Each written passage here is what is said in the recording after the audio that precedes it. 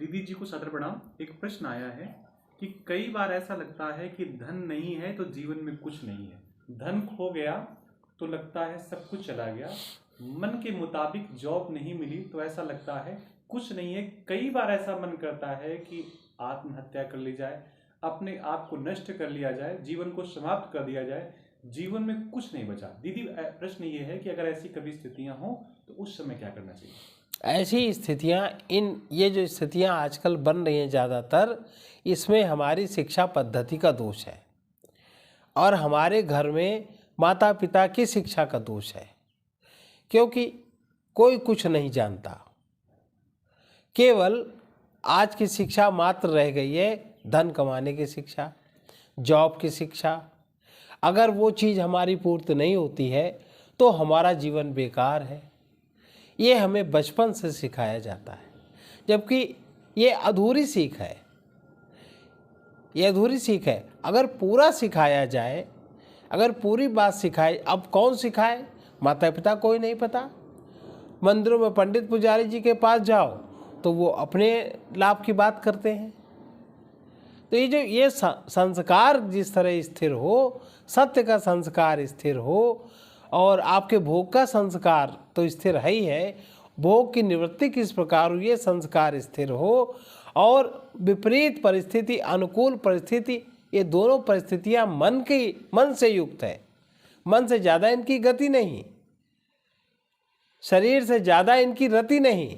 तो ये सब बातें अगर पूरी तरीके से अगर पता हो तो धन नहीं है जीवन बेकार, ये तो एक लोभी की बात है।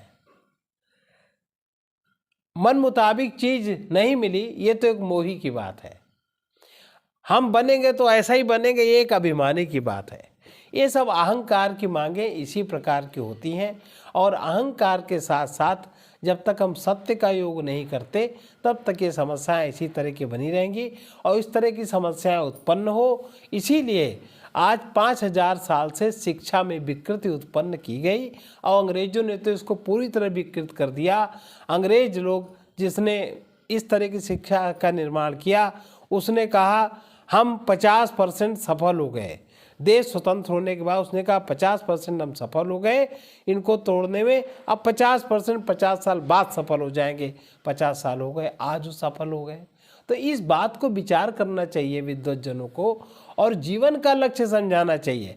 जीवन का लक्ष्य धन नहीं है, धन एक सहायक पदार्थ है आपके देह के पोषण के लिए, और धन ऐसी परिस्थिति नहीं है। परिस्थिति थोड़ी देर के मन के रंजन की चीज़ है, इंद्रियों की संतुष्टि की थोड़े से रंजन। ज़्यादा देर अगर आप अपनी मन की बात मान के वही कार्य करेंगे तो आप ऊब जाएंगे। ज़्यादा देर आप इंद्रिय भोग करेंगे तो आप ऊब जाएंगे। ज़्यादा देर आप बहुत धन में आप रहेंगे तो आप पागल हो जाएंगे, विकृतियाँ सब जाग जाएंगी।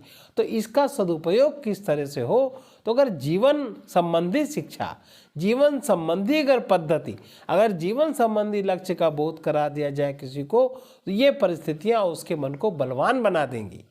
जैसे जब हमारी सारी अनुकूलता है तो हम सेवा के द्वारा अपनी उदारता को पुष्ट करें।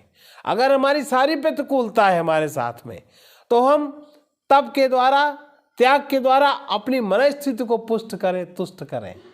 दोनों स्थितियों का लाभ है, लेकिन इसके लिए बहुत ज़्यादा आवश्यक है जो शिक्षाविद हैं उनके समझना, ज्ञान को समझना और ज्ञान के अनुसार अपने जीवन को ढालना। लोभ मोह काम क्रोध आदि वृत्तियों को समझना, इनसे अपने को हटाना, तो ये सब समस्याएं नहीं रहेंगी।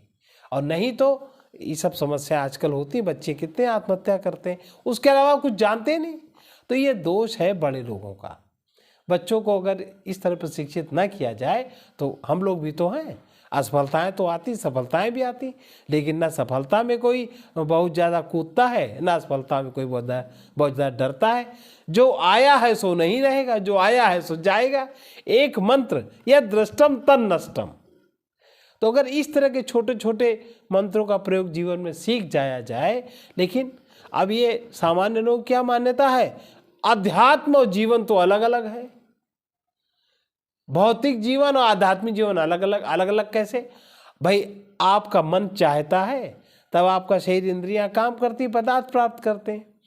आपका मन भोगता है तब आपको तुष्टि होती, शरीर में जाता है पुष्टि होती, और जब आप जब उसको पूरी तरीके से प्रीति करते हो तो आपको आनंद होता। सब चीज़ तो एक साथ जुड़ी है। तो सर्वांगीण विकास की आवश्यकता है, ना कि एकांगी विकास की।